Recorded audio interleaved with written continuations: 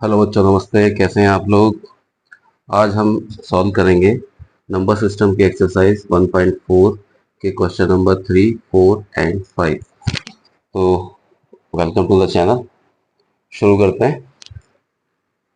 ये देखिए, question number 3 में ये बोला जा रहा है कि जो पाई होता है वैसे तो इरेशनल बताया जाता है, लेकिन पाई को सर्किल के सरकमफ्रेंस और डायमीटर इसके रेशो के रूप में भी लिखा जाता है।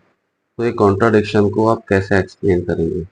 मतलब ये इरेशनल है या रैशनल है? चलिए समझते हैं।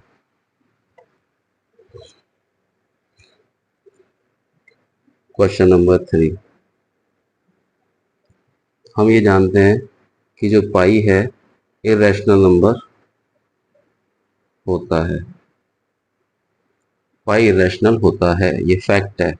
इसकी जो वैल्यू है वो 3.14 करके इनफाइनाइट तक आती रहती है, ना रिपीट करती है। तो नॉन टर्मिनेटिंग और नॉन रिकरिंग है। क्लियर? लेकिन क्वेश्चन को सॉल्व करने के लिए सर्किल में क्या किया जाता है, ये जो इसकी सरकमफ्रेंस है और ये जो इसका डायमीटर है, जो इसको सेम आधे आधे हिस्सों में बांटता है, रेडियस का जो डबल होता है डायमीटर। तो पाई को डिफाइन किया गया है सरकमफ्रेंस अपॉन डायमीटर। अब आप सोचेंगे कि ये तो पी बाय क्यू के फॉर्म में हो गया, और पी बाय क्यू की फॉर्म में हो गया तो ये रैशनल होना चाहिए। यही कॉन्ट्राडिक्शन है कि पाई यहाँ हम जानते हैं कि रैशनल है, लेकिन पाई को सरकमफ्रेंस और डायमीटर के रेशो के रूप में बताया गया है, तो ये पी बाय क्यू की फॉर्म में हो जाता है। इस तरह तो रैशनल है। तो ये जो क्वेश्चन है सिर्फ आपकी जानकारी के लिए है, इंफॉर्मेशन के लिए। इसका एग्जाम के पॉइंट ऑफ व्यू से ज़्यादा महत्व नहीं है। यह जो पाई की वैल्यू सी बाई डी का सरकमफ्रेंस अपॉन डायमीटर मानी गई है, ये अप्रोक्सीमेट वैल्यू है। अप्रोक्सीमेट वैल्यू है ताकि क्वेश्चन सॉल्व किया जा सके। जैसे पाई को अप्रोक्सीमेट मान के 22/7 लिख दिया जाता है, ताकि क्वेश्चन में हम फाइंड आउट कर सकें कि आंसर कैसे निकलेगा। क्योंकि अगर पाई को इरेशनल इस तरीके से माना जाता रहेगा तो हम कभी भी सरकमफ्रेंस निकाल नहीं पाएंगे। जो सरकमफ्रेंस का फार्मूला है 2 पाई आर, जहाँ पे आर रेडियस है, तो पाई को अगर रैशनल नहीं मानेंगे तो ये 2 पाई आर कभी निकल ही नहीं पाएगी। इसलिए सिर्फ क्वेश्चन को सॉल्व करने के लिए पाई को सरकमफ्रेंस अपॉन डायमीटर और वैल्यू में 22/7 माना जाता है। बस यही एक्सप्लेनेशन है इस कॉन्ट्रडिक्शन का। ओके, करते हैं next question, that is question number 4। Question number 4 में है कि रूट 9.3 को रिप्रेजेंट करना है नंबर लाइन पे। तो इसका एक बेसिक कंसेप्ट है, मैं आपको बता देता हूँ। 9.3 को लेना है। सबसे पहले स्केल लेंगे। स्केल लेके सबसे पहले हम 9.3 तक एक लाइन सेगमेंट ड्रॉ कर लेंगे। ये एग्जैक्ट होना चाहिए बच्चों, वरना सही तरीके से पॉइंट नहीं आ पाएगा। एंड फॉर एग्जांपल इसे मान लेते हैं ए, इसे मान लेते हैं ओ। इसकी लेंथ क्या है? 9.3। अब इसके बाद हम एक यूनिट और लेते हैं, तो 0 यहाँ रख के हम एक यूनिट और ले लेते हैं, और इस पॉइंट को हम कहते हैं 1। यहाँ से हम नंबर लाइन शुरू कर रहे हैं 0 या ओ, और ये पॉइंट आ गया 1। सॉरी। इसके बाद हम क्या करेंगे, इस लाइन सेगमेंट को हाफ करेंगे। हाफ कैसे किया जाए? इसको आधे से ज़्यादा खोलेंगे और इसका परपेंडिकुलर बाइसेक्टर बनाएंगे, ऊपर नीचे दोनों तरफ आर्क। सेम काम इस पॉइंट से एक पॉइंट ये आ गया, दूसरा पॉइंट ये आ गया, दोनों पॉइंट्स को ज्वाइन कर देंगे।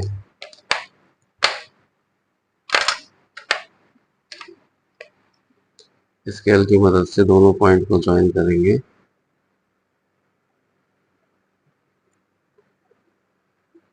तो ये जो पॉइंट आया है ये ए से लेके 1 तक इसका बाइसेक्टर है। हम ये चेक कर सकते हैं कंपास की मदद से कि ये मेजरमेंट सही है या नहीं। यहाँ इतना आया और यहाँ भी इतना आया, दैट इज राइट। अब यहीं से हम एक सेमी सर्किल ड्रॉ कर देंगे जो एक पे जाके मिलेगा। हमें निकालना क्या है बच्चों, √9.3 और इसे नंबर लाइन पे रिप्रेजेंट करना है। तो ये सब उसी की प्रोसेस चल रही है। हमने लाइन सेगमेंट बनाया 9.3 का, फिर वहाँ वो पॉइंट डिनोट किया और एक यूनिट हम आगे और गए। अगर ये यूनिट 9.3 थी तो हम एक यूनिट आगे और गए और वहाँ से हमने परपेंडिकुलर बाइसेक्टर किया सेगमेंट का और एक सेमी सर्किल ड्रॉ कर लिया।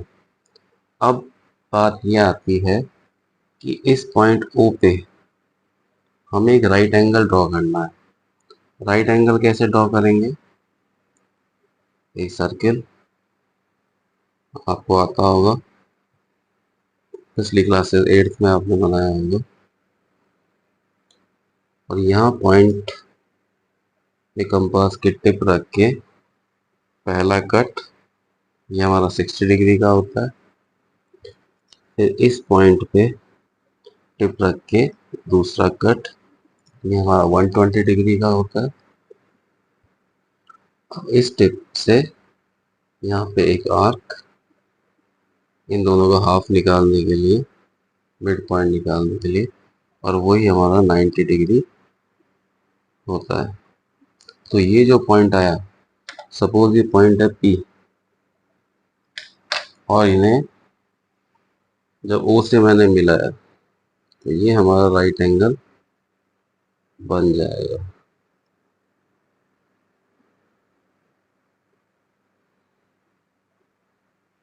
ठीक है, अब इस राइट एंगल ने इस सर्किल को, जो बड़ा वाला सर्किल है सेमी सर्किल, उसको जिस पॉइंट पे काटा,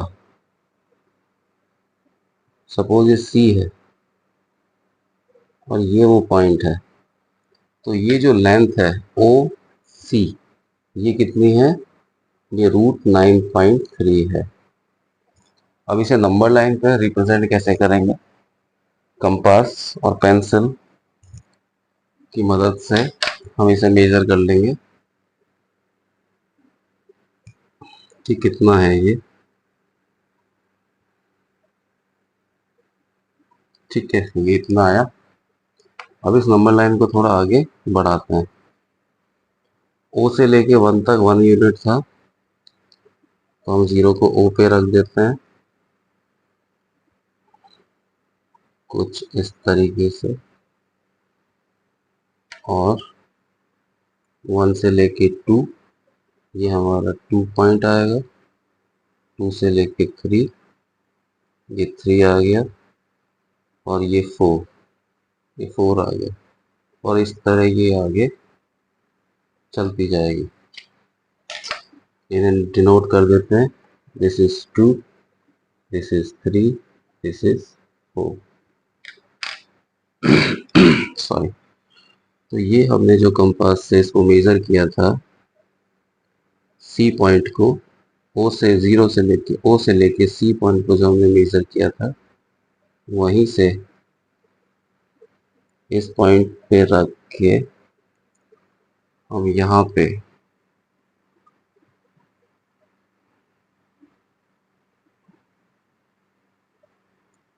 नंबर लाइन पे कट करेंगे।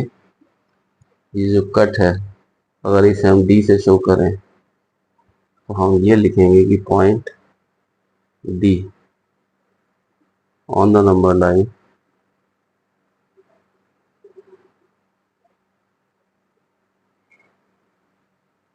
Point D on the number line represent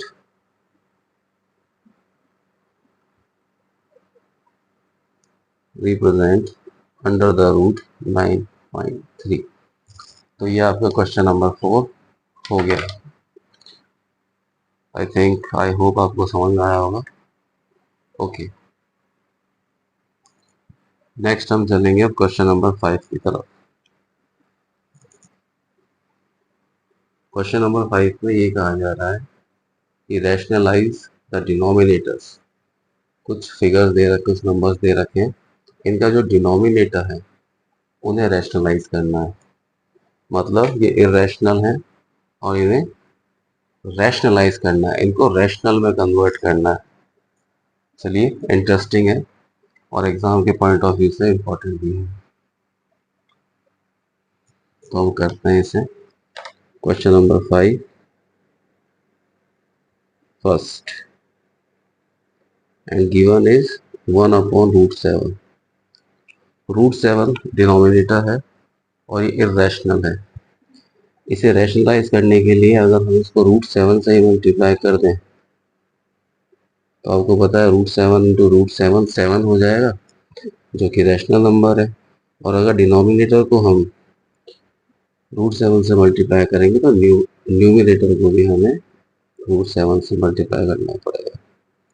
तो आंसर में क्या आ जाएगा, 1 इंटू √7 और नीचे क्या आ जाएगा, √7 इंटू √7, दैट मीन्स √7 का स्क्वायर, फिर √7 एज इट इज, और नीचे आ जाएगा √7 का स्क्वायर 7 होता है और 7 रैशनल होता है।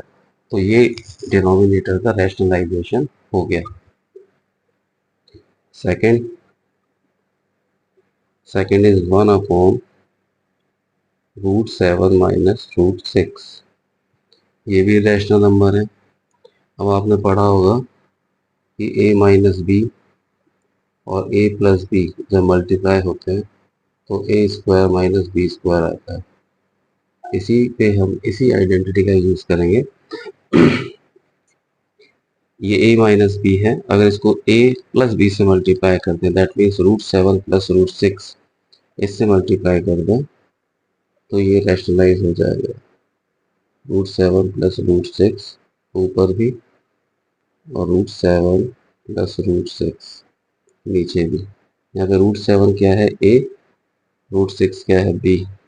तो a minus B into A plus B, numerator same रहेगा, √7 प्लस √6।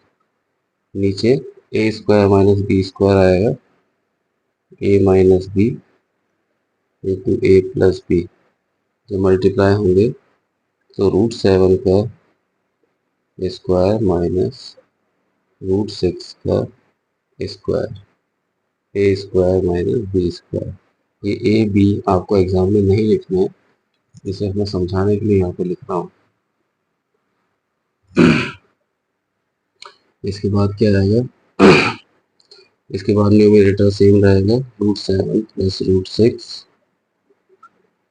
नीचे क्या आ जाएगा डिनोमिनेटर में, √7 का स्क्वायर 7 होता है, √6 का स्क्वायर 6, 7 में से 6 गया तो 1। तो ये रैशनलाइज हो गया क्योंकि 1 रैशनल नंबर है। साइन अपोजिट साइन से मल्टीप्लाई करना पड़ता है। नेक्स्ट है 1/√5 प्लस √2। अब डायरेक्ट मल्टीप्लाई करते हैं √5 माइनस √2 से, क्योंकि यहाँ प्लस में है, और √5 माइनस √2 से। ऊपर सेम आ जाएगा, 1 से मल्टीप्लाई होके √5 माइनस √2, और डिनोमिनेटर में क्या आएगा, a plus B into A minus B. तो a square minus B square, A square that means √5 का स्क्वायर माइनस बी स्क्वायर, √2 का स्क्वायर। ऊपर से √5 माइनस √2, नीचे √5 का स्क्वायर 5, √2 का स्क्वायर 2। सॉल्व करने पे आ गया √5 माइनस √2 अपॉन 3। ये हो गया रैशनल नंबर। जो डिनोमिनेटर है वो रैशनल हो गया, उसी प्रोसेस को कहते हैं रैशनलाइजेशन। इसका लास्ट है पार्ट 4, 1/√7 -2। तो यहाँ भी अपोजिट साइन से मल्टीप्लाई करेंगे, मल्टीप्लाई √7 + 2 अपॉन √7 + 2। ऊपर से √7 + 2, नीचे क्या आएगा a - b, a + b multiply हो गया a² that means √7² - b² that is 2 2 2 का स्क्वायर। सॉल्व करते हैं, √7 + 2 अपॉन √7 का स्क्वायर 7 माइनस 2 का स्क्वायर कितना होता है 4। सॉल्व करने पे आ गया √7 + 2 अपॉन 7 में से 4 सब्ट्रैक्ट किया तो 3। ये हो गया आपके एक्सरसाइज नंबर 1.4 नंबर सिस्टम की। तो बच्चों thank you very much for watching the video, and video आपको अच्छा लगा हो तो प्लीज़ लाइक शेयर कीजिए एंड सब्सक्राइब द चैनल। तो ओके, मिलते हैं अगले वीडियो में। Thank you.